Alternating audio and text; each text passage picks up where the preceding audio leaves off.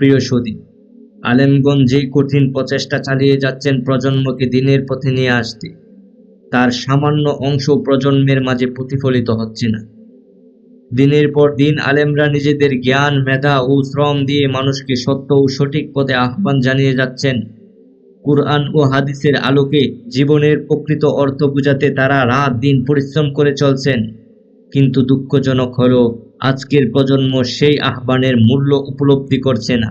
মেতে আছে শুধু নাচ, গান আর রং তামাশায়। অথচ একটিবার ভাবে না, বিনা স্বার্থে কেন তারা আমাদেরকে দিনের পথে এত আহ্বান জানাচ্ছেন।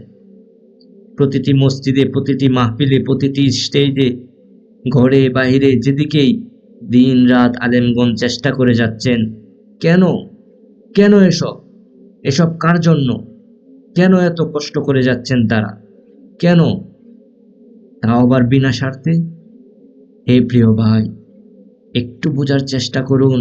আজ আছি তো কাল নাই। এক্ষুনি মরে গেলে আত্মীয় স্বজন মাটি দিয়ে আসবে।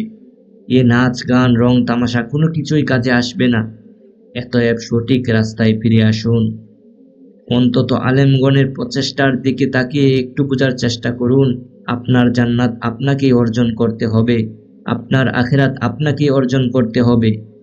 তাই আমি মনে করি কি, নিজেদের আখিরাত সুন্দর করতে এবং আলেমদের এই প্রয়াসকে সম্মান দিয়ে দিনের পথে ফেরার চেষ্টা চালিয়ে যান। আজ থেকেই শুরু করুন নিজেকে পরিবর্তন করতে। আল্লাহ তাআলা আমাদের সবাইকে বুঝার তৌফিক দান করুন। আমিন। ভিডিওটি যে যেখান থেকে দেখছেন শেয়ার করে দিন। যদি ফেসবুক থেকে দেখে থাকেন পেজটি ফলো করে দিন। আর যদি ইউটিউব থেকে দেখে থাকেন চ্যানেলটি সাবস্ক্রাইব করুন। অলরেডি সাবস্ক্রাইব করা থাকলে আপনাকে অনেক অনেক ধন্যবাদ। পরবর্তী ভিডিও আসার আগ পর্যন্ত সবাই ভালো থাকুন, সুস্থ থাকুন। আল্লাহ।